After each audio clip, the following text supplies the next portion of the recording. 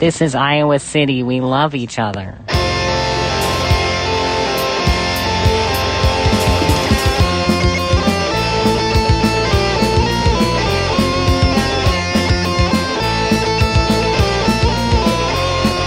That's the beauty of podcasts. Yeah, if there's anything objectionable that we say, I just cut it. Or I take the blame for it myself and That's say so I funny. said it. I don't know. So funny. I'm sure I've said many things that Justin has cut from the podcast, and I have zero awareness of it. Recollection, yeah. If I am slurping my coffee, should I mute myself, or is that fun? No, don't. Is this too don't loud? mute yourself. Just like, no. I think that's a nice. Okay. It adds a little ambience to it. All right. This is Iowa's only podcast, Rock Hard Caucus. What we're recording now is our 188th episode. Evan, nice to see you again. Yes, sir. You haven't been on every episode, but you've been on a good majority of them. So this isn't your 188th. Do you want to know what this is? I know you keep track of all of this. This is actually your 216th appearance. That includes Patreon episodes. That's anyway, a lot. You should have a stat line. You should have a stat line, like who's more dedicated. Yeah, based on percentage of appearances.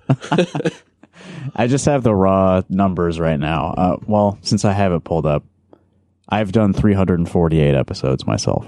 Those are the ones that my voice is in, so there's a few more that I produced that are not featuring me. Okay, anyway, I don't want to keep talking about that.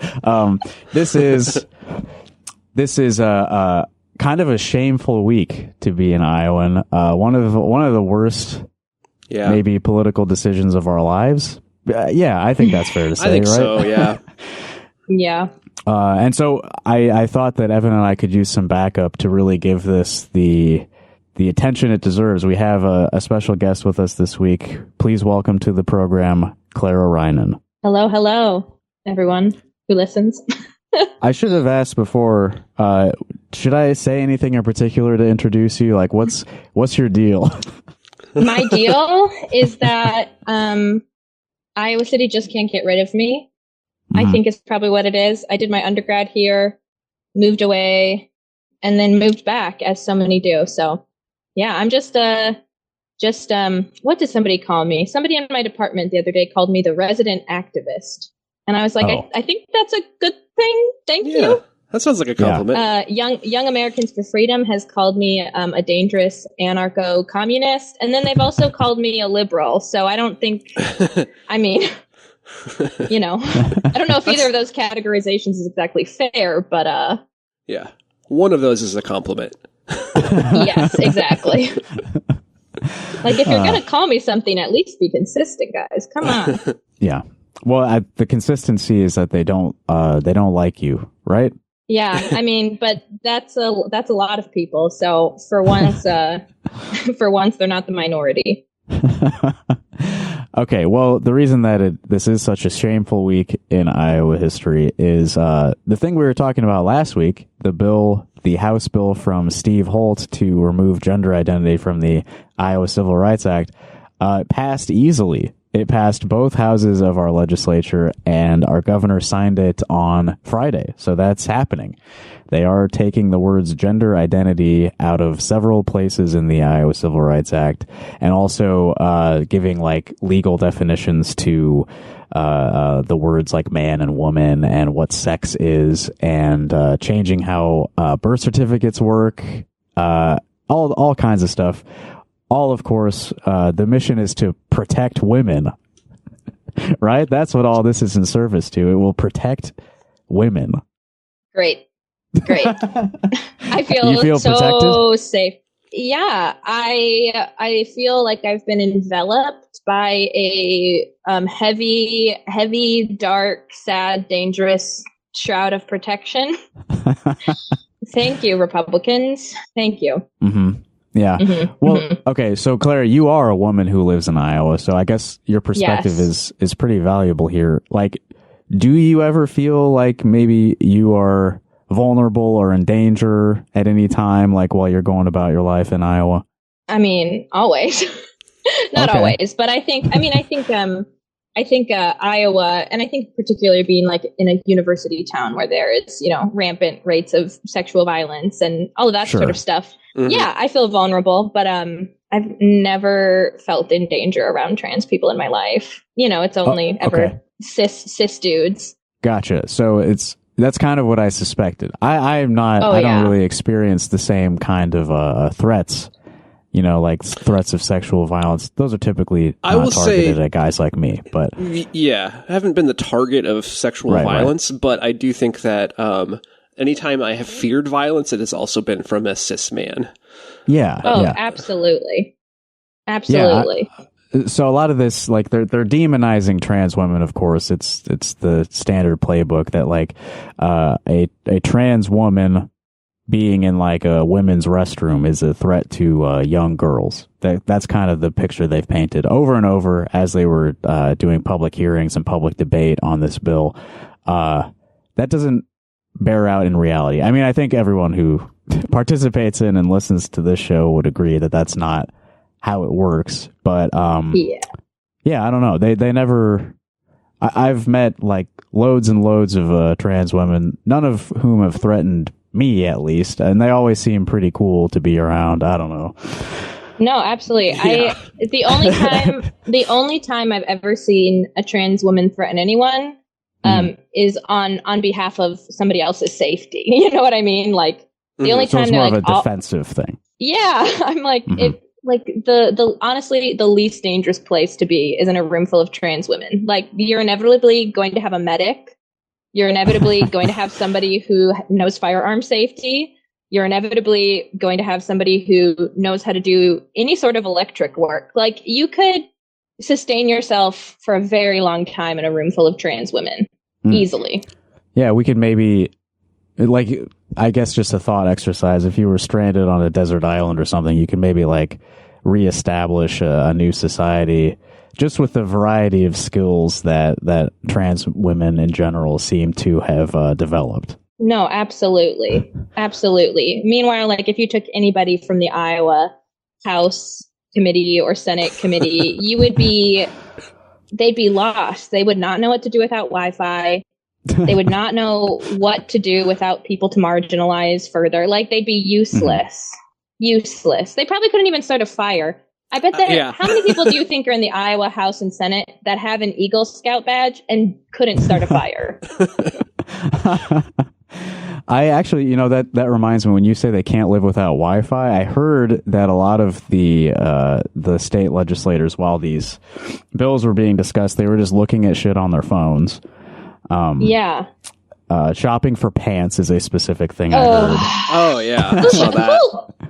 Who buys pants on the internet anyway? You have to go try them on in person come on. to at least know the right fit. Oh my god, I don't. Oh Jesus. Although I have will bought say pants on the internet before. Once you have a specific pant that you like and you know the dimensions, then That's true.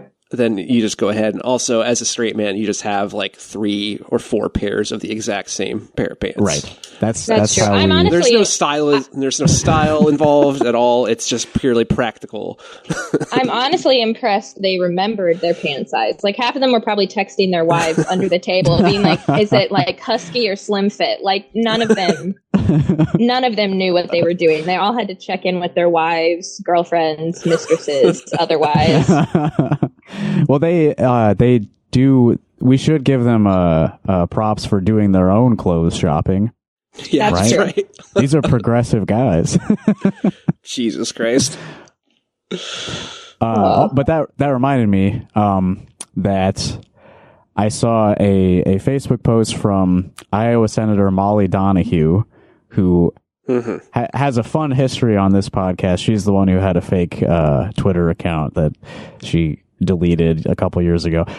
But she posted on Facebook that the Republicans in the Iowa legislature were playing bingo while these bills were being discussed. I guess this is something that they have done before. They play bingo based on the things that their opponents say in public hearings and in floor debates.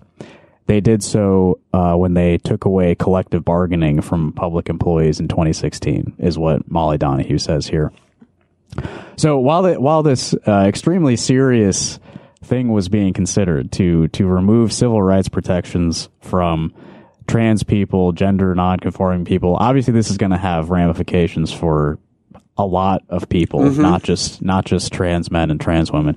But while they were, considering this very awful thing, by the way, we are the first state in U.S. history, this is what's been reported at least, to ever add something to a civil rights law and then remove it later.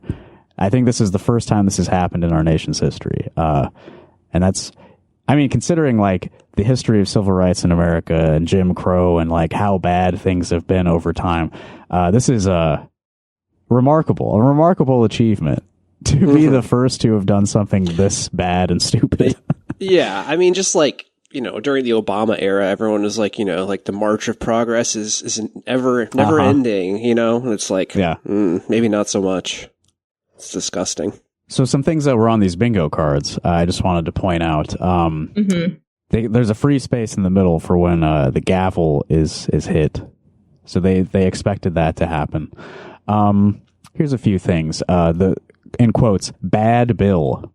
So if anyone ever says the words bad bill, you get a mark on your bingo card. That should be the free space. That seems pretty, like...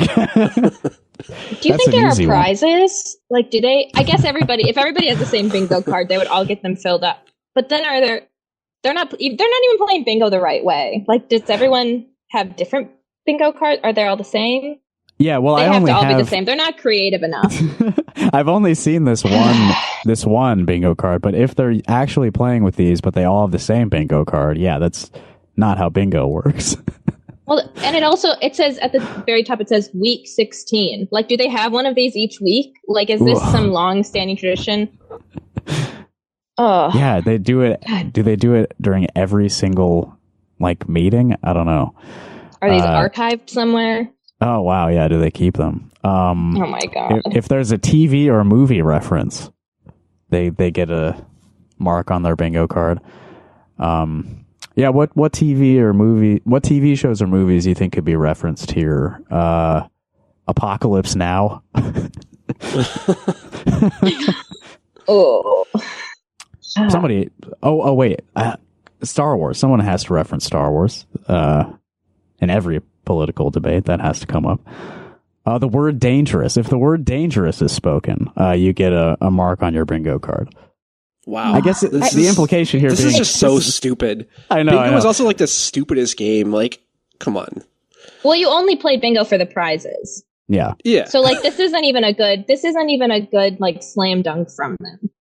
And they're calling out all of the things like they know how horrible this is based on all of these things they're expecting people to say.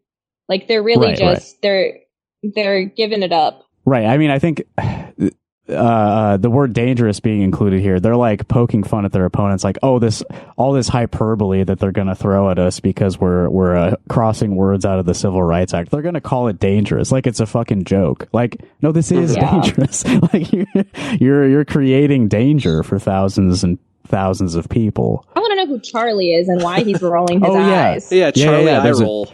Charlie Eyeroll on here. The only person named Charlie that I could find in the legislature is Charlie McClintock, who is a Democrat. I forget where he's from. He must just have such an expressive face or something. Yeah. That's on their bingo card every week. Yeah, Charlie's always rolling his eyes. This disrespectful goon, always rolling his eyes. Oh, he's from Lynn County. Okay. I don't know Charlie McClintock. McClintock? Sorry, he's not one that I'm familiar with. Oh, you just hit the bingo for extreme mispronunciation. Yeah, true. Yeah, that's on there as well. There's also one for microphone malfunction. So I'll give that one to myself. And I don't know, President microphone. Switch, that might have other meanings. I don't know what the actual meaning is, but... No, I don't know what they mean by that. President Switch. And I can think of two alternate meanings for what I assume.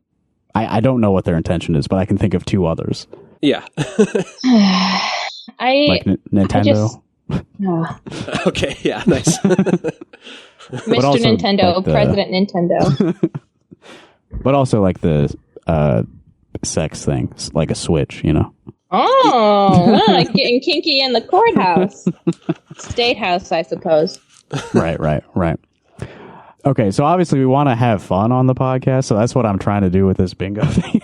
But this is like a awful thing that happened that they did. It didn't just happen. This was a choice that the people running our state made this week. And I just want to really drive home how bad of a choice this was. It wasn't just one choice, it was multiple choices. There were some amendments proposed to the bill by State Senator Matt Blake from Urbandale. He was trying to sort of like, I guess you'd call this like harm reduction. He was trying to remove a couple of things from the proposed bill. Like, instead of removing gender identity from the entirety of Iowa's civil rights law, what if we didn't remove it from a couple of places? You know, he's trying to like, hey, let's be reasonable here. Maybe let's only take away some of the rights. Yeah. Maybe we could keep the civil rights protections for employment, housing, and accessing credit were the three amendments he proposed. Like, keep gender identity protections when it comes to employment, housing, accessing credit. Those are three big ones, right? Like, yeah.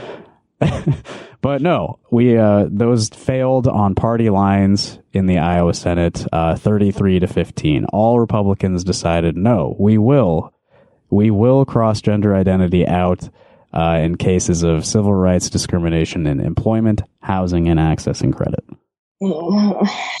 Matt Blake also said the bill would subject all Iowans to new levels of discrimination, whether they are trans or simply appear, quote, too masculine or too feminine. Which he's not the first to say that, but I think is a good point that, like, just seeing people on the street, you don't know.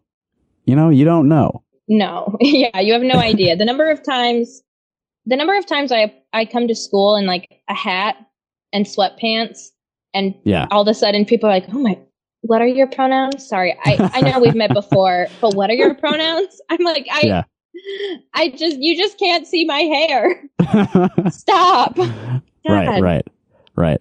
Yeah, so many of like the secondary characteristics or whatever they call them, secondary sex traits, I think is a term for it. It's all fairly arbitrary, like, you know. Oh God, this is all so unnecessary. Androgyny is like a beauty ideal for many people. I mean, like, you look at like models and stuff, a lot of them are appear pretty androgynous. Right. And that's not new. It's not. It's just grim. Yeah. There was an effort to flip some House Republicans on this, hoping that, you know, maybe there's a chance this won't pass. And 5 House Republicans voted no. That's 5 of, I think, 60 who voted.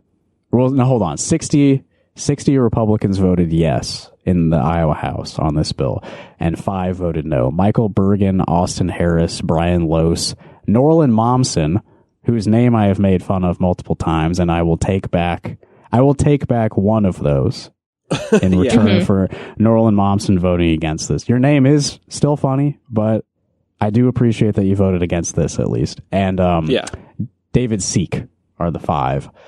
So only 5 Republicans in the Iowa House could be convinced that this may have pretty bad ramifications. I just can't wrap my head around how stupid they all are. Like, there's not even, it's so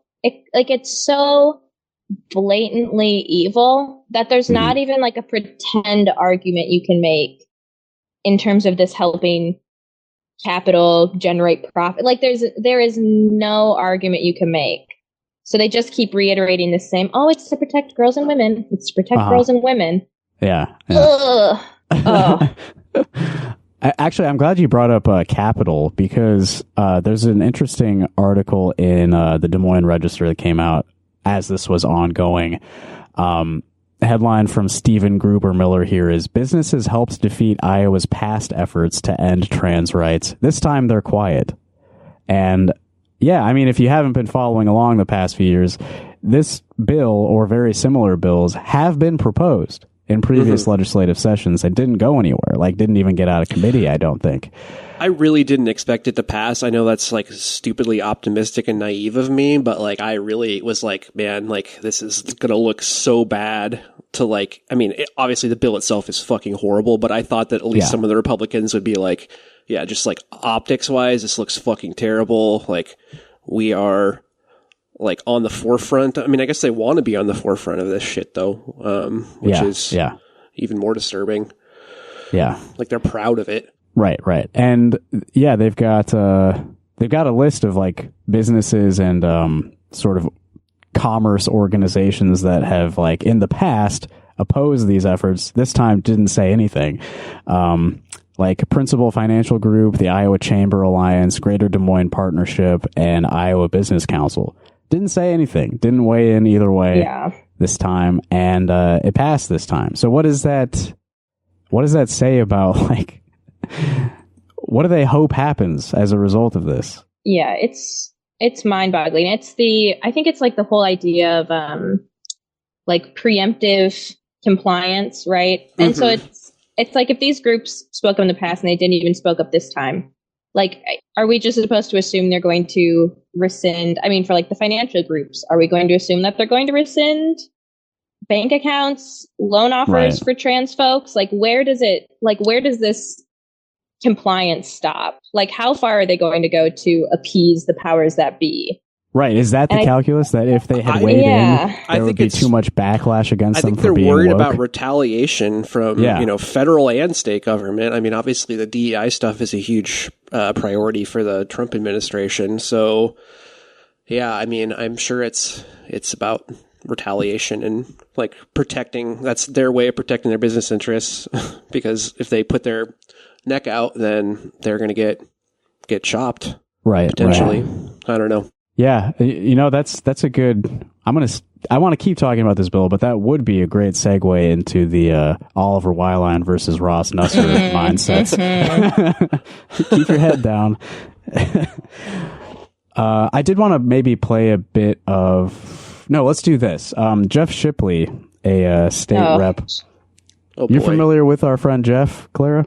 Oh Jesus, yeah, good old Shitley. Yeah, F Shitley. Gotta love him. So I saw a tweet from him on the 27th, and he said, at the public hearing for House File 583, one of the pro-trans speakers just encouraged genderqueers to buy guns for the purpose of eradicating lawmakers. And well, I hadn't heard the comment at the time that I read this, but I thought, yeah, that's probably good, right? Little does he know, many of the gender queers I already know already own guns. Yeah. Right. Yeah. I feel like he might be taking a quote out of context here. I feel like there's more to this than what he's saying. I'll give you context, in a minute here. Okay, good. But then he ends his tweet. Looks like we've entered the, quote, threatening violence phase of this civil rights discussion. I mean, his tone is fucking annoying, but it's like we're entering the threatening violence phase of this revoking civil rights discussion.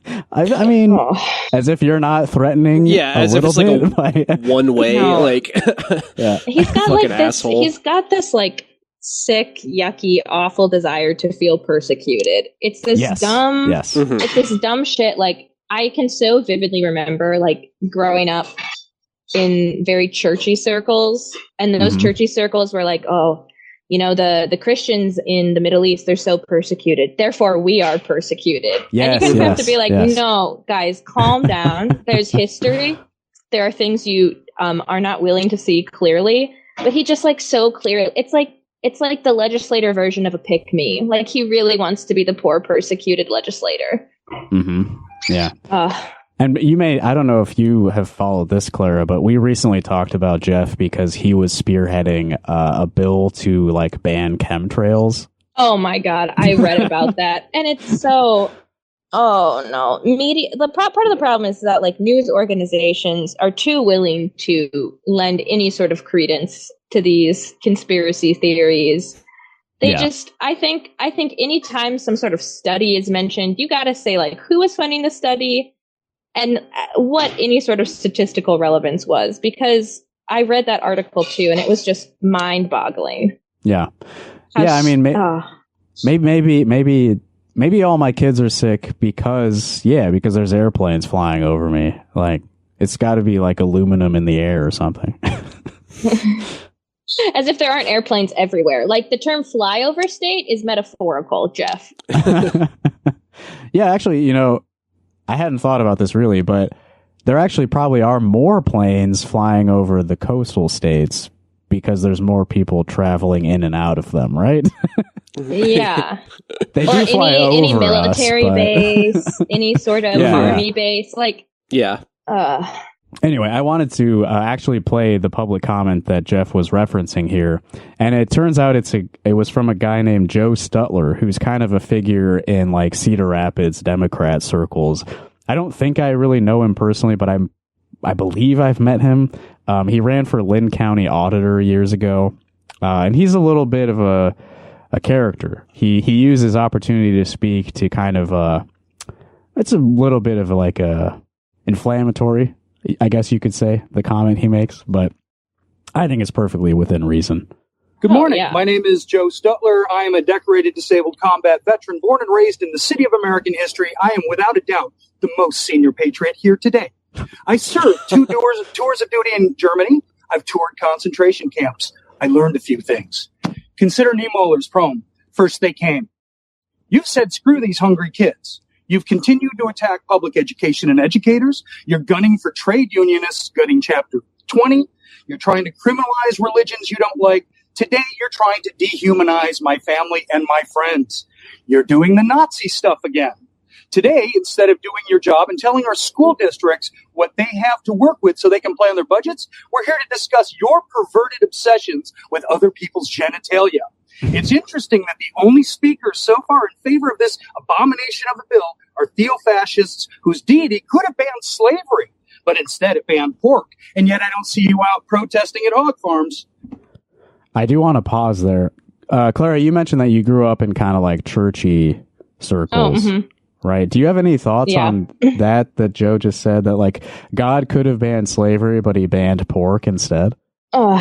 Yeah, I mean, I think it's hard. I mean, I still do practice Christianity. Like, I came right from church to here. And I think it's just like, I think there's this huge line where people are, I personally don't take the Bible literally. Like, okay, I was very lucky growing up. My dad was a pastor and a physician. And so my dad was like, the Bible is stories that we learn from.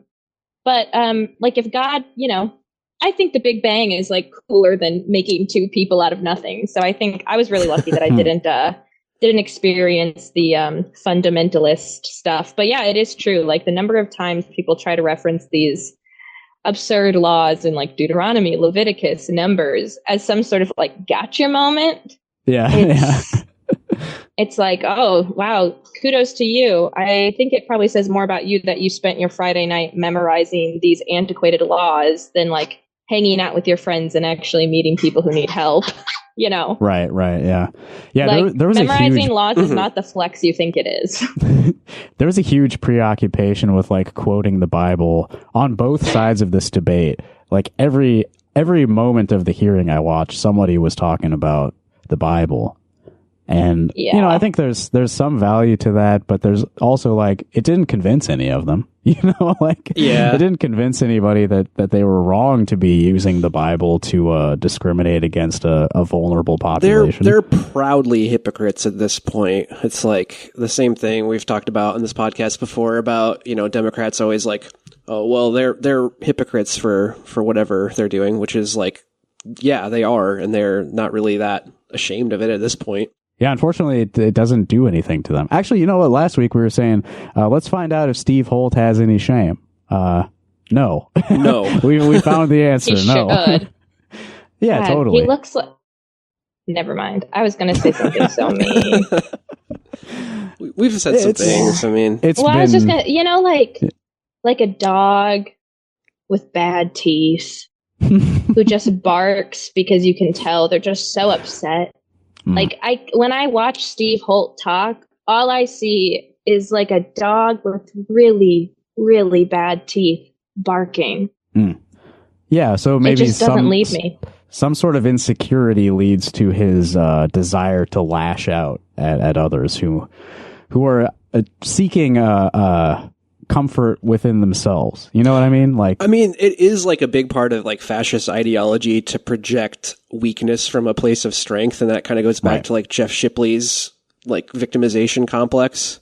And yeah, I think that's definitely evident in a lot of these people. They just I want to say like they need therapy, but I don't know if that would do it. You know? Yeah. Right. Yeah. It only went so far for Tony Soprano, you know? I know. I've often said that if I was in charge of re-education camps, the world would be a much better place. So that's, if I ever run for office, that'll be my platform. Yeah, like a librarian starts re-education camps. I think that'll do.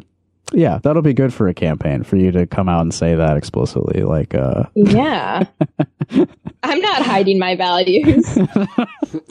Jeff Shipley, Steve Holt, you're more than welcome. I'm just going to condition them with like hours and hours and hours of YouTube commentary. I'm going to break them down with like old 2010s makeup videos.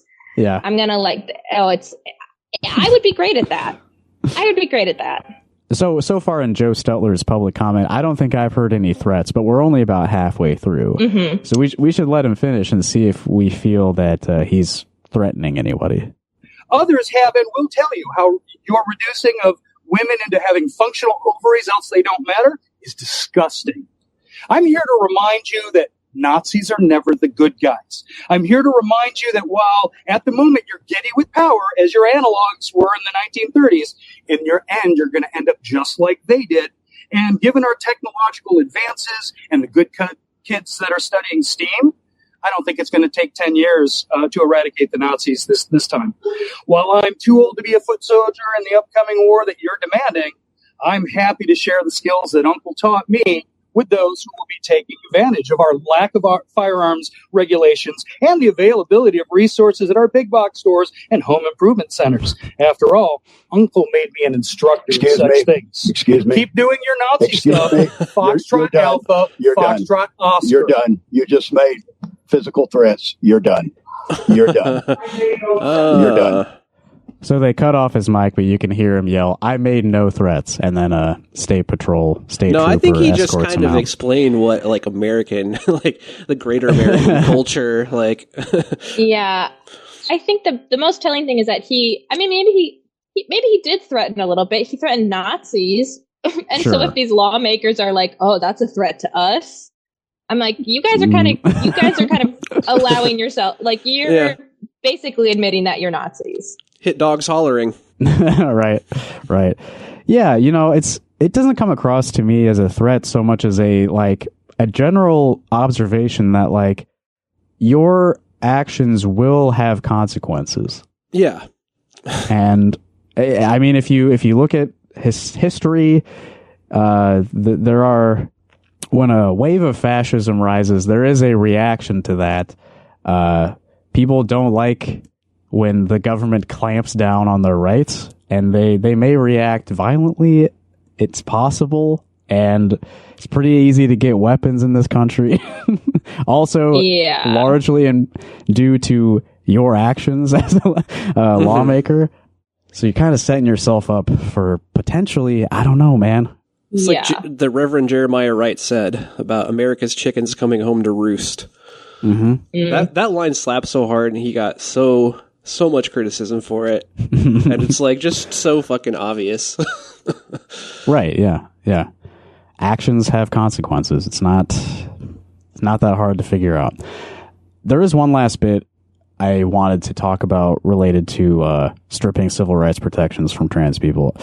A lot can be said, a lot is being said. But we talked a bit about Pella PAC in recent episodes, which is a small political action committee formed in the small town of Pella in recent years, formed by a guy named Rick Phillips, who I've known about for a few years. He formed this political action committee because a I believe a teenage trans man went to the pool and wore a quote male swimsuit. You know what I mean? And some of these people in this small town went crazy because of that. And Rick decided to go on a political crusade for the next few years to take rights away from people like that teenager that he hates for some reason. Well, Rick is celebrating on his public Facebook page. He's celebrating what happened in the Iowa legislature this week. And I just want to give an insight into this guy's mind. These are the kinds of people who push the hardest for this. This is why they're celebrating. I'm skipping the intro to this because you already know what happened and why, but my political career as an activist is ending. It has to. Even though I have very little to show for 30 years, there have been many lessons learned along the way. I mean, I will say...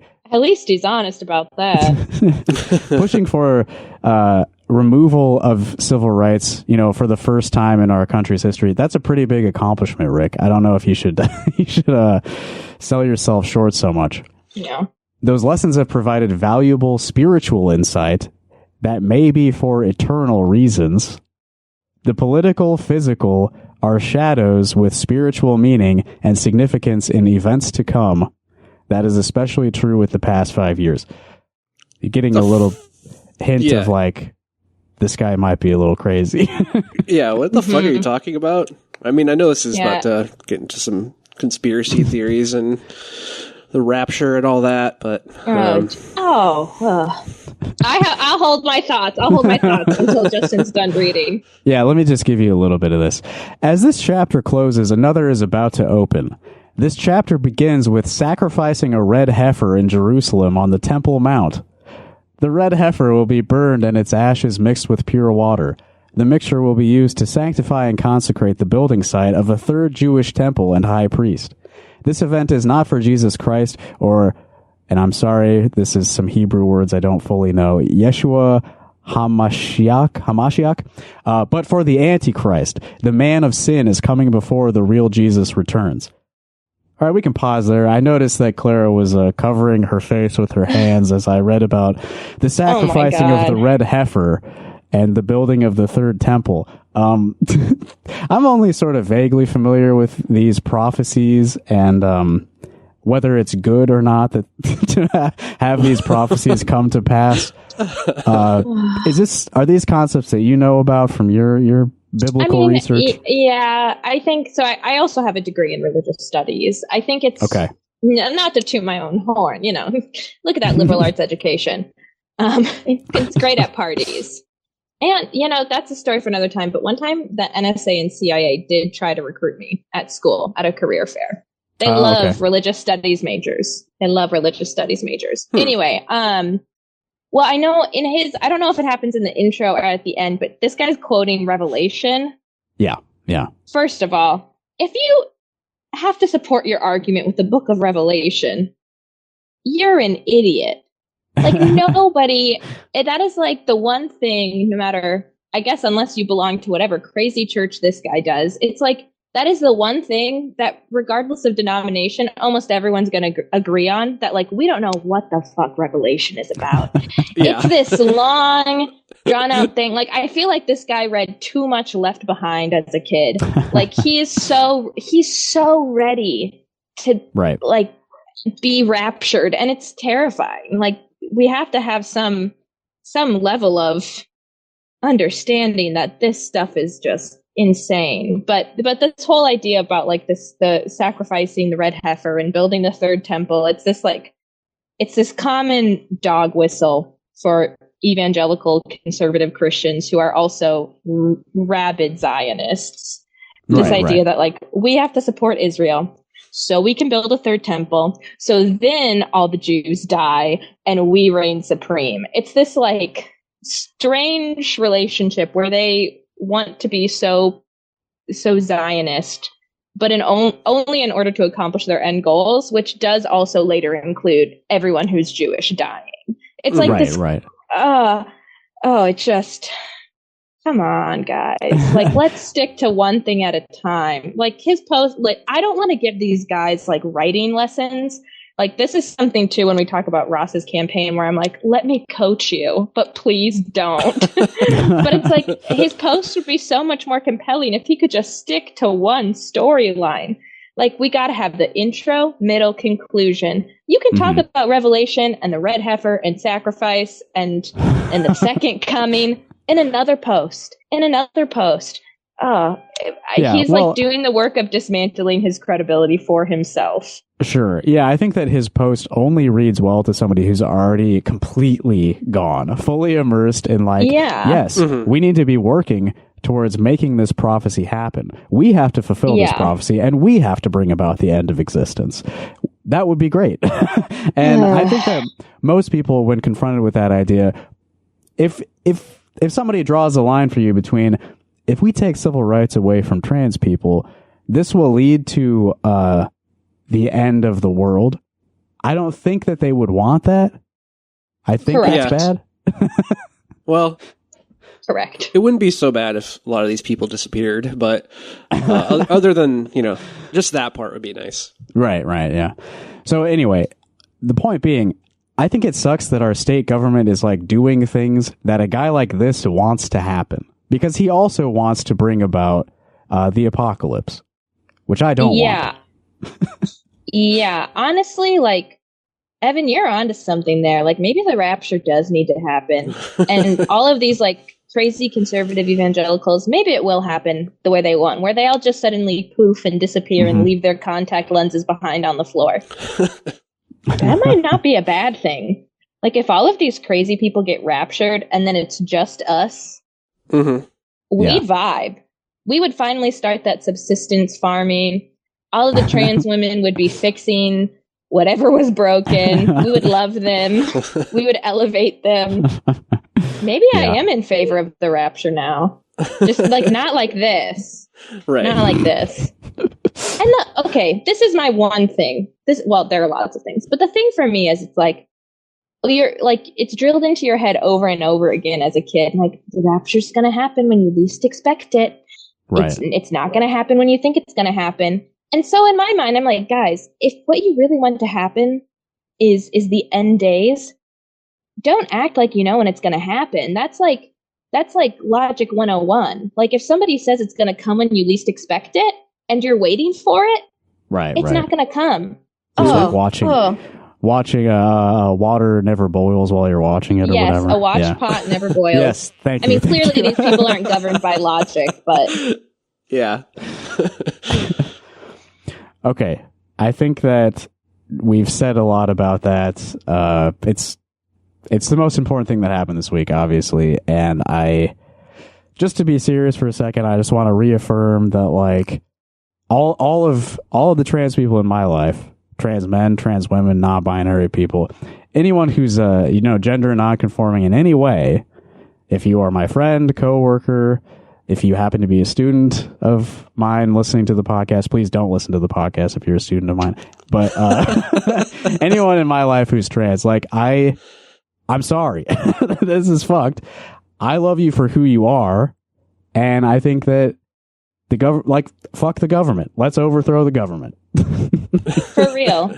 Yeah. I have very similar thoughts, and I think for cis people, for us cis people, like, we all need to be more like Joe Stutler, right? Like, we all need to be willing to get up there and say, like, this is insane, and I'm going to do whatever I have to do to protect my friends, and even people who aren't my friends, like anybody who's trans, gender nonconforming, intersex, anything.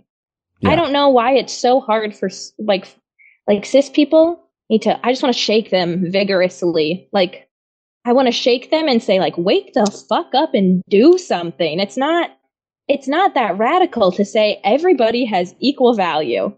Everybody has equal value. And if you're going to say you love everybody, you better fucking love everybody. Oh, anger. Rage. Yeah. So if you have money, something you can do is send some money to Iowa Trans Mutual Aid. It's going to be way more important now. It was already important, but if we're stripping civil rights protections when it comes to employment and housing in particular, I mean, they're going to need cash. So if you got cash to spare, send it over to the Iowa Trans Mutual Aid I've also Fund. seen a lot of people, talk about like leaving the state, which we've talked about this podcast. We're not leaving. We're staying here until our demise. Yeah, but I don't know. I understand people wanting to leave, and I would not begrudge anyone for doing so, but I think staying and fighting and trying to build community where you are is also extremely important. So, which we have, like, of any community of people, the trans community in Iowa City has built a community more than anyone else I've ever known. Like, there is like safety and community in a small pocket here, which is extremely admirable. I've learned a lot from, like, just being friends with these people who've done so much. But that said, I can't blame anyone for fleeing when the state is like directly pointing a gun at them with actions like this. Yeah. It's tough. It's real tough. It's bad. Yeah. I don't want you People to leave. have to do what's best for them. Yeah. Yeah. You shouldn't have to leave, but sometimes I get it. There's one thing where, like, I think all of these Republican and conservative lawmakers expect this to be a huge, like, gotcha moment. Like, bet you weren't ready for this. Yeah. But it's like, no, trans people have known this is coming for a long time, and they've been yelling that and screaming that at us. And I mean, that's like one of the only things I'm taking comfort in, the fact that, like, there already is this intense community that has been built. And, like, being friends with so many trans people has taught me how to be a better person. And I think whether conservatives want it to be that way or not, we're going to need that. And I think the trans community is ready to provide that. And we just have to help support them and do whatever we can to keep them safe. Mm-hmm. It's also heartening the amount of people who did show up to the Capitol. I mean, I know there was thousands of people, and 99% extremely opposed to the bill. So that is heartening. But yeah, got to keep it up, I guess. Okay, well, with the time we have left on today's show, I would like to shift the focus back to the Iowa City Council special election. Our buddy Oliver Weilein, he's running, and he's running against a real estate developer named Ross Nusser. And the way that we can get into this is that Ross Nusser was interviewed on live radio the other night on KRUI. Love it. Where I used to do a weekly show. I love KRUI. So he was asked questions by a handful of college students. And I guess I don't want to spoil anything, but if you haven't heard this, I don't think he handled the interview very well. No. Honestly, the whole thing reads and sounds like a crossover episode between Arrested Development and Veep. It is so silly. Yeah, I must admit, I wasn't too invested in the Ross Nusser campaign, but in the past, like, several weeks, I mean, this guy is... I mean, I'm glad we get to talk about something fun on the podcast for once. I listened to the whole thing, and I took some notes on the parts that I thought were the most interesting. I'll just pull up one here where one of these interviewers asks him about campaign donations and drawing a line between do you owe people who donate to your campaign, do you owe them something?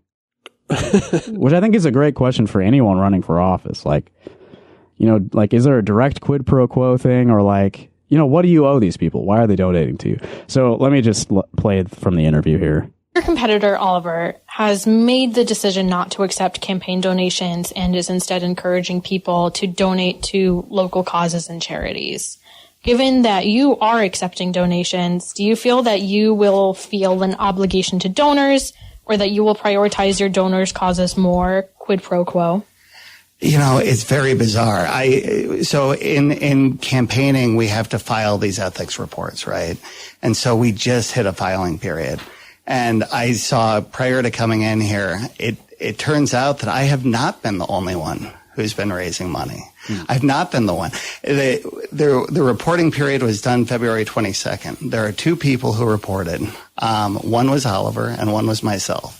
And Oliver has been accepting contributions since January 7th. So I think that me disclosing all of my interactions to the ethics committee appropriately, is a sign of me wanting to follow the rules, me respecting the rules that we have in place, and certainly not hiding the contributions that I've gotten.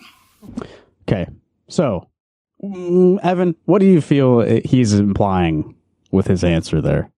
Oliver is hiding money from. Yeah, is that what he's saying? I mean, he just said he filed the fucking same ethics report that he did. Like, right. I don't know what you're talking about. Those are publicly accessible documents. I have them here. Yeah, it's literally the definition of disclosure. Like, you know. Yeah, I mean, so obviously I'm close to Oliver. I understand some of the operations of the campaign. His intention from the start was, people are going to want to give me money, and I don't want them to give me money. I want them to do something more worthwhile with that money. Mm-hmm. That said, some people are very insistent on giving his campaign money. So I've got the filing here. He has, as of this is the most recent filing. It goes up to February 20th. He's taken in contributions totaling $1,849. Okay, this is a small race, but you know, that's some money. It's not like major dollars, you know? Yeah, that's like a couple of Ross Nusser's rental properties, like rent for a month. Yeah. Now, I will look at the same document from the Ross Nusser campaign, or actually, this is the first filing. So this first one goes up until January 24th. This goes from, January 7th through January 24th. In that period, Ross Nusser raised $5,400. And some of the names on this, I didn't really read the names of Oliver's donors, but it's like personal friends, pretty much. like Giannis is on there, Amel is on there, Mazahir is on there. Ross Nusser, again, $5,400, so like 4 times what was on Oliver's. And he's got, former mayor Matt Hayek and his wife. He's got Mark Moen, a big developer in town. Josh Moe, another city councilor. A lot more people are giving a lot more money to him. And if I pull up the next filing, which is more recent, this goes from, late January 25th through February 22nd. In that period, Ross raised $7,200. So both of these guys are following the rules. They're both disclosing all the money that they've received that's been contributed to their campaign, but one of them has a lot more. And I don't know if that's what you would have taken away from hearing that little snippet.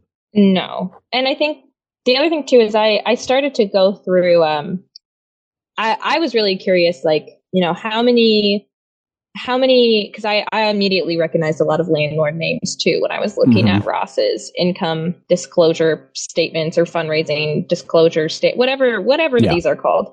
I was like, okay, I'm gonna do some research. I'm gonna see how many rental properties and how many properties are owned amongst. I couldn't get further than the first person the first person I think on this second one, the one that starts with James Barker. I started looking at his and I was like, okay, I pulled up one of the properties, 234 results, 234 units. And at first I was like, oh, okay, that's how many he owns. No, that's one property. That's that's like one set of condos, like that condominium, like has that many. I just what percentage of housing in Iowa City, rental housing, do you think is owned by Ross's donors? Yeah. versus Oliver's? Right. Yeah. I mean, Oliver's donors, and you should also be aware some of the people on Oliver's filing have donated like $25. And nearly every single entry on the Nusser campaign filing is $100, which is the Iowa City max donation limit, for local campaigns. Yeah. Mm-hmm, mm-hmm. Yeah. And I mean, that's super limited. So it's not like, I'm not saying that donating $100 is oh, these fucking deep pockets. But, it is a stark difference. And what is he spending this money on? His campaigning has been awful. They're the worst things I've ever seen in my life. The number of people I've talked to who didn't even realize they were looking at an ad because it's just a picture of the outdoor of a pool. Yeah. Oh God, it's just like, this is worse than what I would see from my students in an intro Photoshop class. Like, if I had to grade this, I'd be like sitting Ross down and being like, buddy, maybe this isn't for you. Like, maybe you should consider it something else, because like, I don't think you're equipped for this, buddy. It's so sad. I want to like put my hand on his shoulder and give him a comforting pat. Like, it's infantile. It's like not even, it makes me sad. I have secondhand embarrassment. Yeah, that's definitely a theme with Ross Nusser. Okay, so you noted that a lot of his donors are landlords. They own property that they rent out to people. Here's another tough question from the interviewers related to landlords. Some tenants from around Iowa City have been receiving texts from their landlords encouraging them to vote for you. If the landlords believe that you best represent their interests probably being profit, why should a tenant vote for you? Why is the interest profit? Good question. Why is a landlord's interest profit? I guess what else could it providing housing out of the goodness of their hearts? Is that what he believes? Probably. Well, Ross has made it so very clear during that candidate forum at the League of Women Voters that he is not a landlord. He's a property manager. He's a property manager. He doesn't know the landlord things. And he operates a couple Airbnbs. Don't forget that part. That's not being a landlord. No. It's completely different. And my parents love Airbnbs. Whenever we go anywhere as a family, we stay in an Airbnb. And so my parents have thought about coming to Iowa City for graduation. Do they stay in a hotel, Airbnb, blah, blah, blah, blah, blah. Yeah. I've looked at Ross's Airbnbs with my parents, and they are not impressed. They are not impressed by them at all. Yeah. For whatever that's worth. I want to keep playing this clip, but I also want to say, I do think that owning units that you rent out as Airbnbs is not a strong indicator that you are concerned about affordable housing. Right. In the city absolutely that you live in. Not. I've done a little bit of research, and I think that Airbnbs, on average, are held vacant around 50% of the time. Mm-hmm. Mm-hmm. It's crazy to me that too, on some of the property listings for other units in this building that hadn't sold, or when they've been for sale in the past, they sometimes will say in the description turnkey Airbnb. And so my question is just is Ross running these as Airbnbs because he couldn't sell them? Are you just running these as Airbnbs until some poor schmuck decides they need a condo above a fancy restaurant with small portions? What's going on? Yeah, and if nobody's biting, maybe, I don't know, are you charging too much? I don't know. Yeah. What if you have direct control over making a couple units of housing more affordable? You can directly make housing more affordable because you own the space and you're not doing it. So what does that tell you? Yeah. Well, didn't he want to turn them into senior housing or something? But then after construction had already started, they realized the zoning laws or something meant they couldn't. I don't know all the details there, but yeah, that I saw that in a Little Village article that this building was sort of pitched to the city council as it would contain senior housing, and then that got walked back at some point in the process.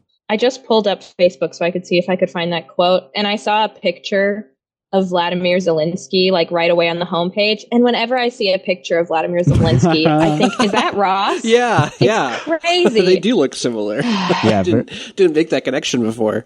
They have a real similar look. Yeah. It's anyway. Wear the same clothes too, the blazer and shit. Yeah. We not left a suit. Off with not a suit. Not a suit. We left off with Ross asking why a landlord's interest is profit. I do want to continue here. Yeah. People are landlords as their career. It's to make money. That's why people are landlords. but what's the assertion behind can you rephrase it? I'm not understanding the way you're...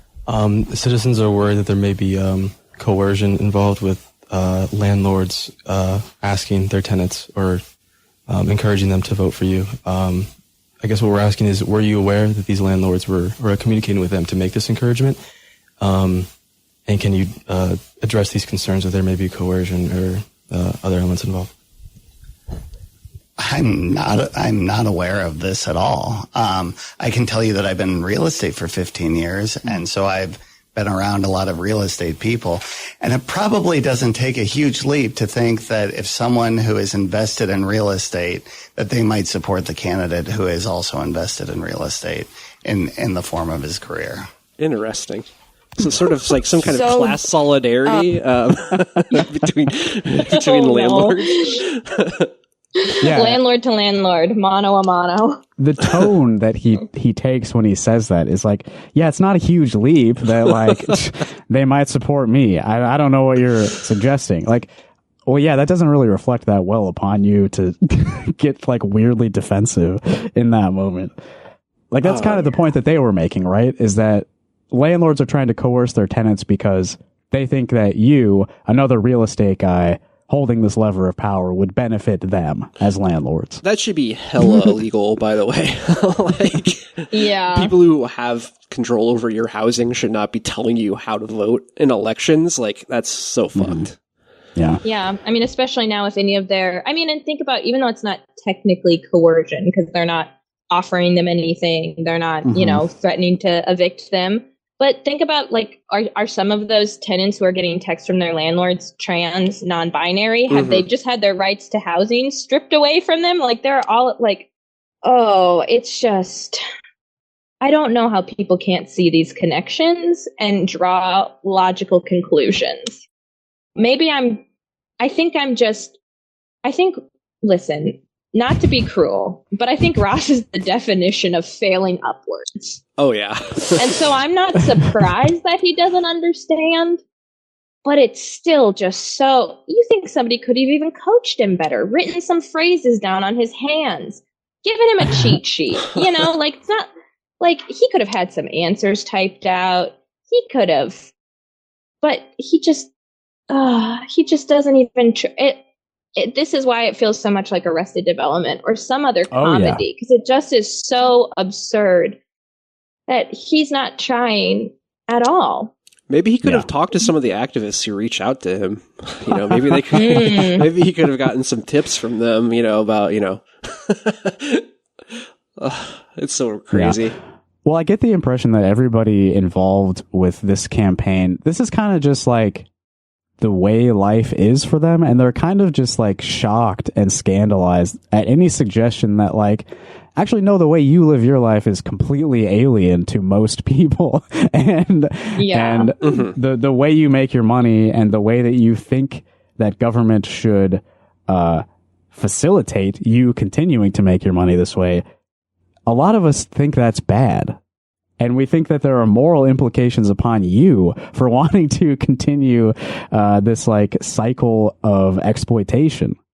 Like, I don't know. It's not necessarily like I think that each individual person here is like a bad person, but yeah, I think that the way you make your money is immoral. And I don't want the government to be in service of you continuing to siphon money from the working people of this community. Yeah, if they think of like their revenue stream or even the things they do as like just fine, these like morally bad or ambiguous things they do is fine. Like, I don't even want to know what they would consider like immoral or unethical. Mm-hmm. Yeah. Like, what are the things they aren't willing to do? Mm-hmm. I mean, yeah. I've got another example here in the interview of a close supporter of the campaign doing something morally ambiguous right here. And then, would you also care to comment on your campaign manager provocating Oliver Weiland's endorsers? I don't know. Who's my campaign manager that you're referring to, and what provocation are you referring to? Let me find a name. My campaign manager is my brother and my wife, so it's one of those two that you'd be referring to. Oh, all right. Well, we had a report that there was an alleged campaign manager reaching out to people who had endorsed Oliver and provocating them. Maka Pilcher? Oh, Maka. Maka? Who is not my campaign manager. See, this is like the fifth piece of information that we've discussed in this short period of time that's obviously false and based off of false pretense. I know Maka well. She has been helpful to me. She has been helpful to our campaign. She's not my campaign manager, and I'm not sure exactly what you're referring to. We just have received a tip that Maka has been emailing multiple people who have endorsed Oliver, asking that they rescind their endorsement, and also CC'd the county attorney and the sheriff on those emails. That's interesting. These tips are so fantastical. It's amazing to me how much and how blown up this is getting and being made. And, so I don't know what to say because I've never heard of that before. Okay, so I can provide a little bit more context here because I have reached out to people involved to try to get more information on this. Temple Hyatt, who is a gun safety advocate, part of a local organization, a local chapter of Moms Demand Action, which is like a anti-school shooting type of advocacy group. Temple Hyatt endorsed Oliver. This was controversial among the liberal elites of Iowa City because Oliver has posted photos of himself holding a gun on the internet, and that is reckless and dangerous. How dare you own a gun? Obviously some people are going to be uncomfortable with that, but I think it was way blown out of proportion. And I think that Temple Hyatt, gun safety advocate, agrees. And that's why she endorsed Oliver Weiland. But apparently she received an email from Maka Pilcher CCing, as they said in that interview, carbon copying the county attorney and county sheriff. Now why? Sorry, what's the is that purpose what? of that? Wait. Is that what CC stands for? Yeah, carbon copy. Oh my God. I've gone through 8 years of higher education not knowing that. Sorry. Okay. Sorry. Continue. But what does BCC mean then? Blind carbon copy. So other people can't see it. Yeah. Wow. Sorry. So I have obviously the county sheriff, county attorney are subject to open public records laws. So I have some requests out to get copies of those emails. But I also reached out to Temple Hyatt herself, and she did say that this response was on the record. So I asked her if she would be willing to show me the email. She said, "The email exists. I will not share it. There are other avenues available if you wish to obtain it. I'm in the process of that." And she said that she spoke out on her personal Facebook page about this because she felt complicit in remaining silent, and she was concerned that others may have received similar attempts at intimidation by this rogue individual. That would be Maka Pilcher, who is a lawyer in Iowa City and the wife of former Mayor Matt Hayek. So this is a person with some connections, with some power in the community, sending intimidating emails to people who have endorsed her political her friend's political opponent. Oh. What was extremely upsetting to me, just finishing her email here, was the implication that if I did not rescind my endorsement of Oliver Weiland, the elected officials who are responsible for our public safety, the sheriff and attorney, would not work with me or the nonpartisan organization I volunteer with. So I guess that was the intention of CCing them. At least that's the speculation. That's so wild.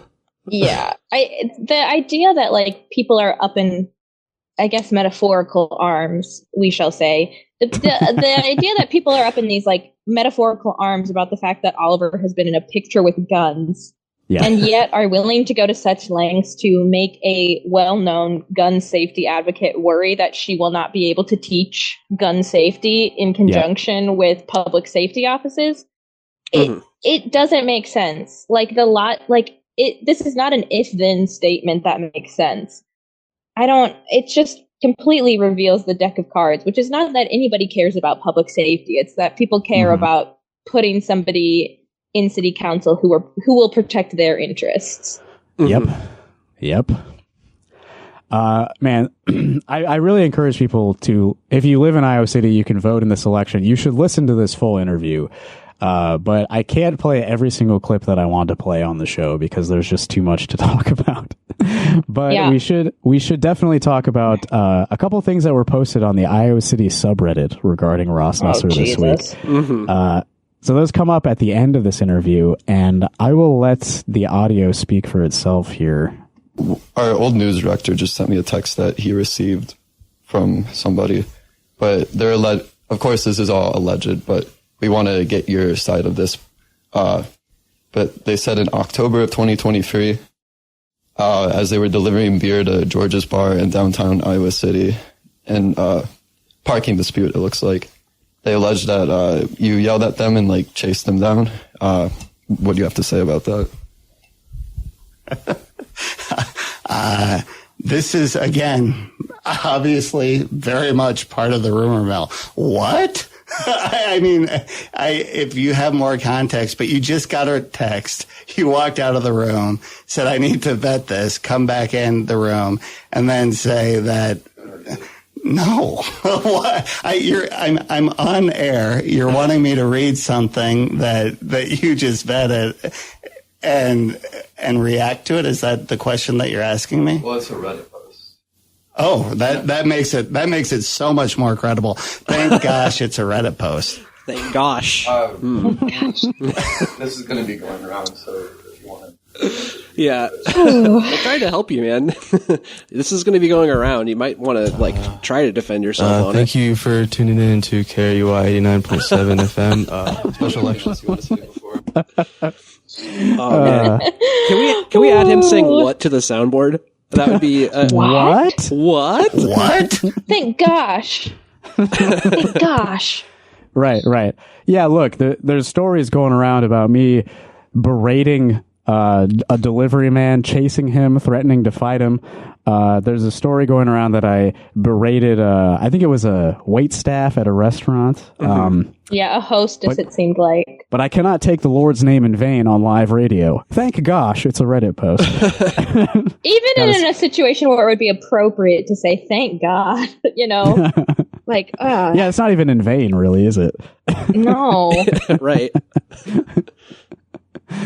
Yeah, so the one of these Reddit posts, the one about a beer delivery man whose truck was just slightly near the driveway to the building that Ross lives in. That post disappeared shortly after this radio broadcast. So he acted like he was completely flabbergasted by this. It's so fantastical, this accusation. And yet the post disappears so soon after he was made aware of it. I don't know what happened, but... and before it... Yeah.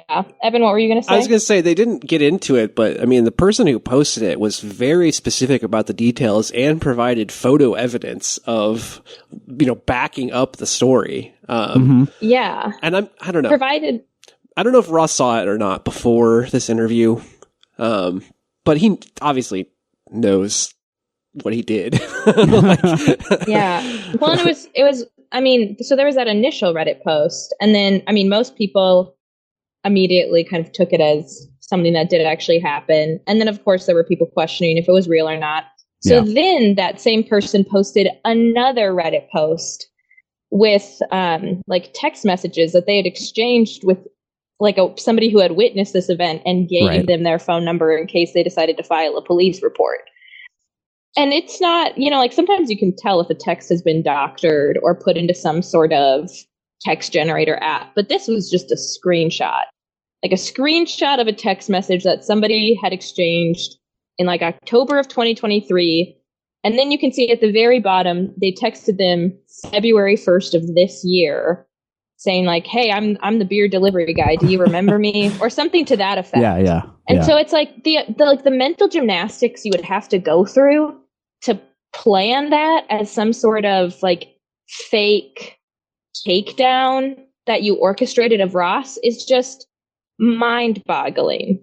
Like, we have better things to do with our time. Oliver works a full-time job. Ross is the one who said he has infinite, well, okay, I don't want to misquote him, don't want to start another rumor here, but he's the one who keeps talking about how he has all this time freedom and flexible schedules.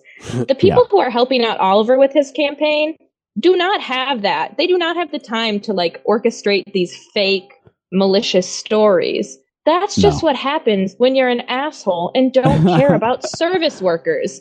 He has clearly never been boxed in by like 3 DoorDash drivers on a Friday night on Clinton Street, you know? Yeah. Like, that's just something you put up with in this town. Yeah, okay, so there was a photo attached of where the delivery truck was parked. There's plenty of space for Ross's vehicle to exit the driveway. And the picture, it's a photo of Ross standing in front of the beer truck, like taking a picture of the license plate or whatever. It's like, well, what other explanation is there for that photo existing?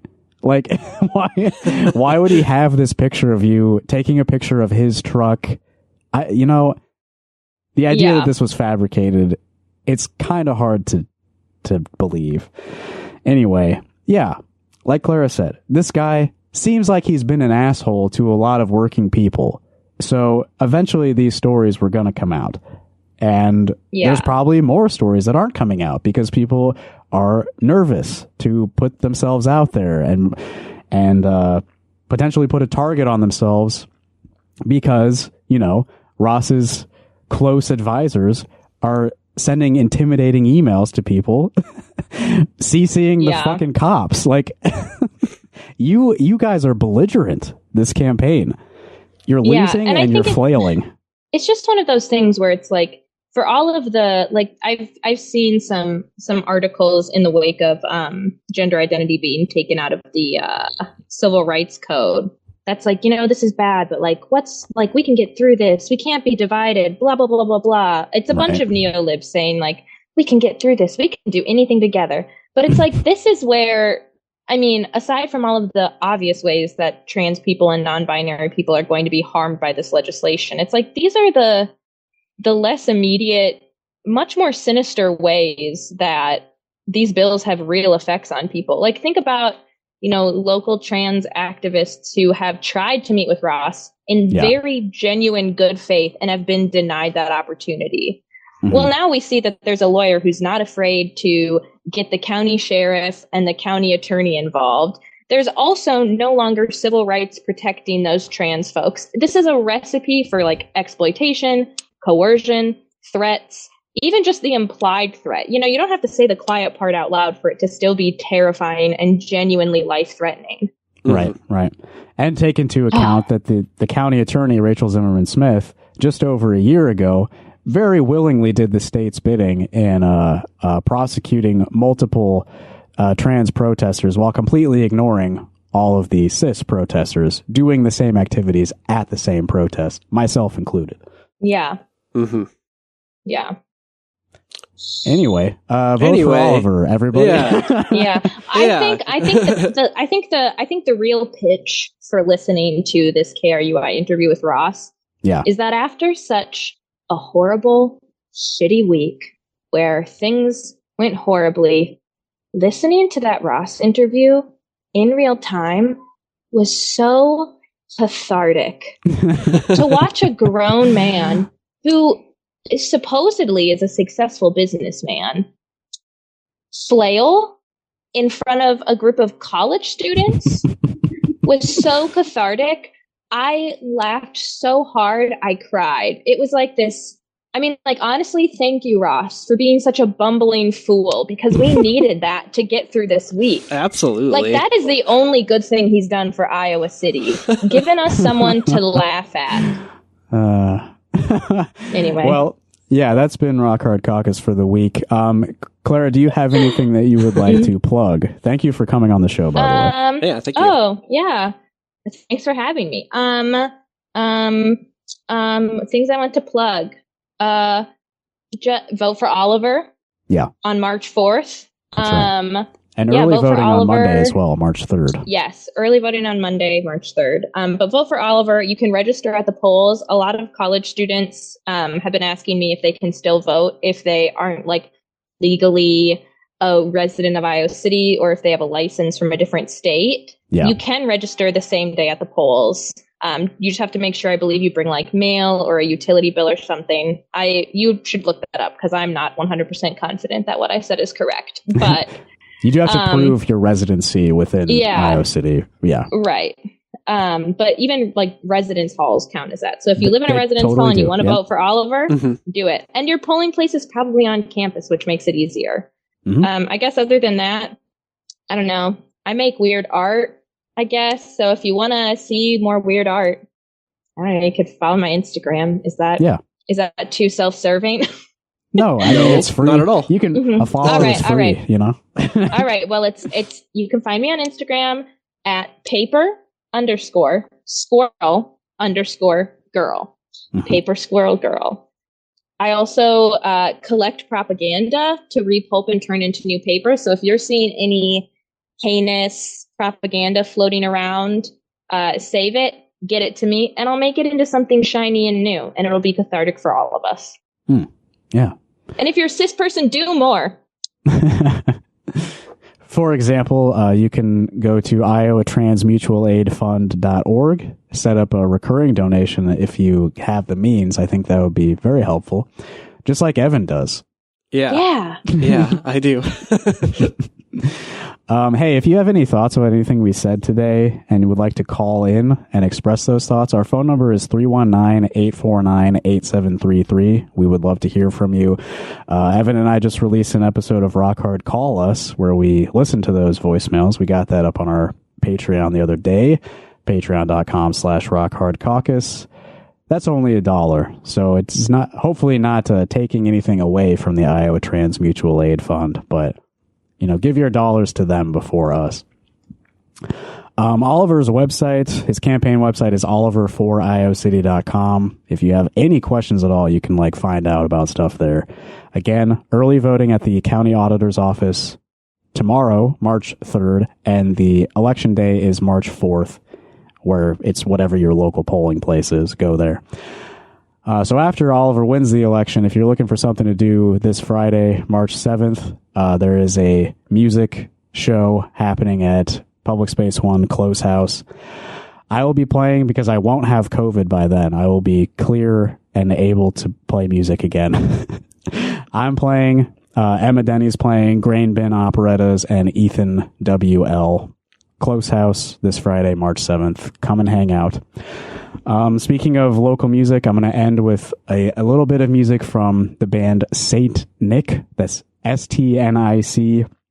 I saw them perform. Well, I ran monitors for them performing at the Englert Theater as part of Free Week recently, and I was very impressed. These guys I've seen them play and perform in other contexts, but seeing them as Saint Nick was a very, very fun experience. So this is a clip from their album The Lie, which you can find at, here's the Bandcamp URL, stnic.bandcamp.com. That's Saint Nick IC, stnic.bandcamp.com. So here's a bit of that. And if you have music and you live in Iowa, you want us to play it on the show, go to rockhardcock.us and click on submit music at the top of the page. Okay. Thanks, Clara. Thanks, Evan. Thank you. Thanks, listeners. Bye. Rock Hard Caucus is done. Bye.